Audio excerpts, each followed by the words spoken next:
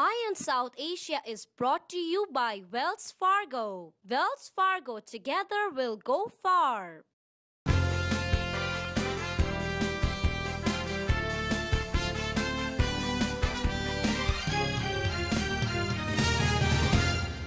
Welcome to our program, Eye on South Asia. This is Anjali Sharma from the studio.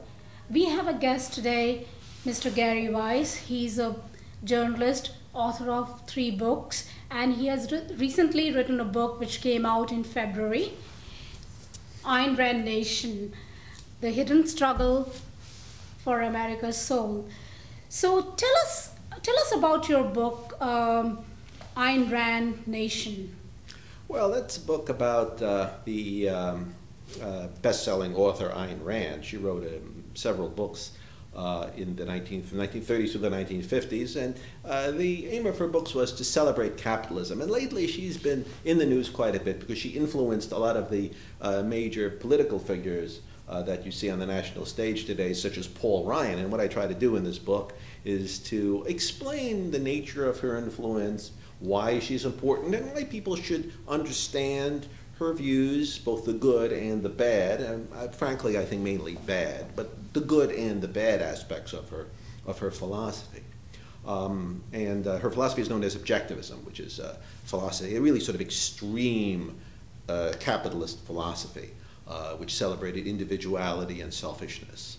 And I explain in this book what her philosophy is all about, and why we need to be concerned, and as I say, the good and the bad. So this book is very timely because of the U.S. elections we just had last month. Do you also dealt with the Tea Party movement in the book? Yes, I deal with the Tea Party movement, which, as you know, is very important nowadays. It's been influencing the Republican Party. It's been pushing the Republican Party to the right, and you see that happening in the negotiations that we have nowadays over the budget, and the so-called fiscal cliff. You see the Tea Party's influence in their unwillingness to budge on certain aspects of the tax program, not to increase taxes on the wealthy. And I discuss in the book how Rand really influenced the Tea Party movement, through people, leaders, and through her philosophy. Interesting. You have exposed stock fraud and organized crime when you was working for Business Week, and also covered Wall Street extensively, for which you have also received a letter from former FBI Director Louis Freeh. Commendation letter. Accommodation letter from Louis Freeh. Are these crimes still happening? Well, I think that the specific crimes that I reported in the 1990s, these was microcap stock fraud and organized crime infiltration of brokerage houses that were engaged in microcap fraud. I think you don't really see too much of that nowadays. I'm not saying it's not happening, and I think it would be very dangerous to say that it isn't happening, just because there haven't been any sort of indictments or arrests in that area recently. But that specific area, no. I think what you're seeing nowadays is a far more difficult, much more systemic kind of crime, and it really falls into two areas nowadays. I mean, first of all, you have this sort of the crimes that were committed in the run-up to the financial crisis, where there's been very little, unfortunately, very little law enforcement action in dealing with the major banks and their activities prior to in the run-up to the financial crisis, in terms of subprime lending, in terms of derivatives trading, billions and billions of dollars. These are the proximate causes of the financial crisis, and there's been virtually no prosecutions of that. There have been some civil actions, no prosecutions.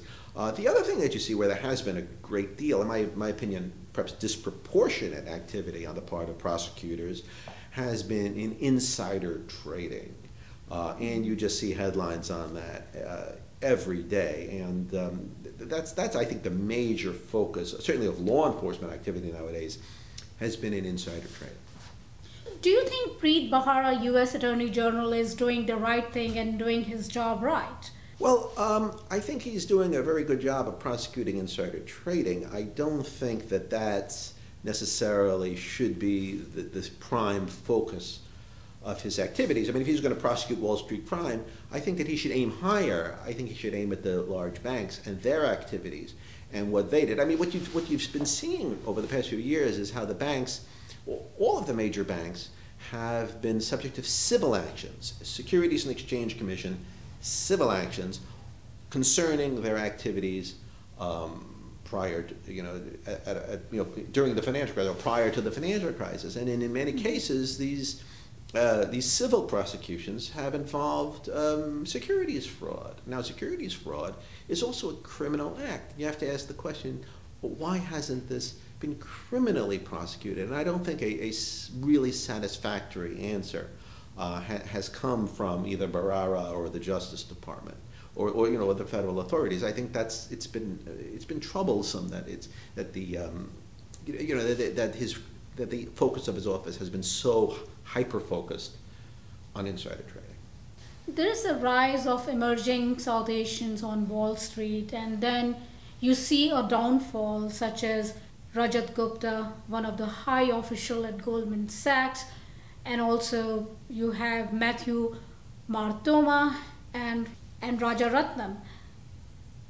What do you have to say to that? Well, I think what you're seeing here is really it's a byproduct of the success that Asian Americans, particularly South Asians, have had on Wall Street going back over the past 20 years. You've seen vast numbers of highly educated people of South Asian backgrounds coming to Wall Street, many of them with mathematical backgrounds, and they've risen rapidly to high positions at investment banks like Goldman Sachs and hedge funds.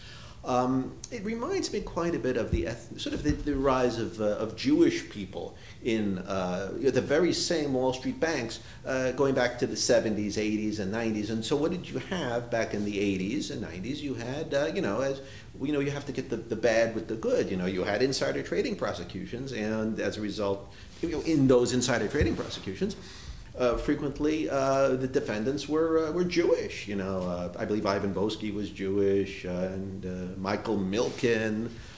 You had a litany, and of course to the present day, you have Jewish American insider trading defendants. And I know. So what you're seeing now with Gupta and Martoma and so forth, you're seeing this is a byproduct of the rise, the ethnic succession on Wall Street. The rise of Indian Americans. So I think that's why you're seeing, and of course on the other side, of course, Preet Bharara is Indian American. So you're seeing, just in the same way that Rudy Giuliani was Italian American, he was prosecuting, other Italians. So it's just sort of something that happens in America when you see the rise of people in major industries. You also see them, coming out as defendants in criminal actions involving those industries. I think that's really all that you're seeing here. And of course, you're going to see people who are racists and critics of Indians. You're going to see them, pointing at this as a sign of Indian American criminality, just as to the present day. If you go to anti-Semitic websites, they point to Jewish insider trading defendants as a sign of Jewish criminality. That's just what happens. But I think though it's interesting that you have all these Indian defendants, and it's to be sort of expected, but just sort of mathematically, the chances are high that when you have a high percentage of people of a certain ethnic group who are in finance, they're going to be involved in financial crimes. I think that's just pure mathematics. Why is it there are so many South Asians you see on Wall Street? What are the factors to that? Well, of course, it's not just South Asians. You also see East Asians, people of Chinese descent, also on Wall Street in much larger numbers. I think far disproportionate to their proportion in the overall general population. And I think the reason, just purely, it's just pure the same reason that you've always seen so many Jewish people on Wall Street. Not always, but just in recent years. It's the educational background. That they have, the fact that so many of them have mathematical training, engineering training, which is very easily deployed in what are known on Wall Street as quantitative positions, requiring mathematical knowledge. And that I think is something that you see, in great numbers when Wall Street banks recruit people, they're looking for these mathematical skills, people with knowledge of calculus, engineering degrees, and that's why you see so many Indian Americans, East Asian, Chinese Americans, Chinese, yes, exactly, just for that reason.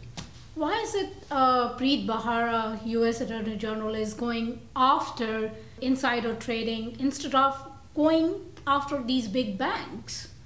Well, that's a really good question. That's something that I've actually sought to address myself in the past. I did a profile of Preet Bharara for the Daily Beast, and I addressed that. And I think it really comes down to the fact that I think that the prosecutors have just simply not been sufficiently aggressive in dealing with the large bank. It's not easy to prove securities fraud, and they I think haven't been sufficiently aggressive in making these cases.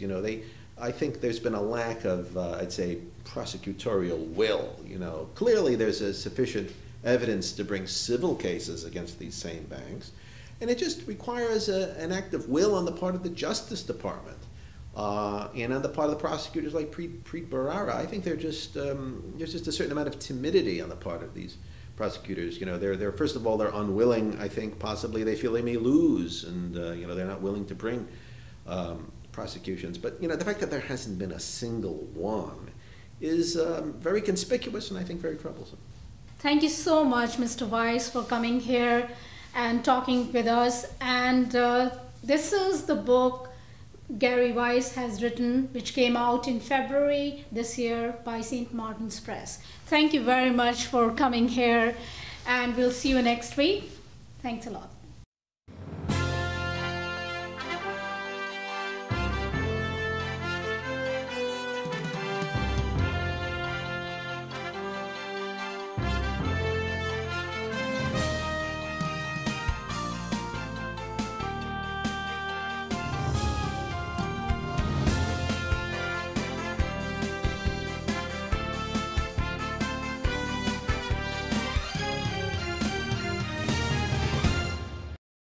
Ion South Asia is brought to you by Wells Fargo. Wells Fargo, together we'll go far.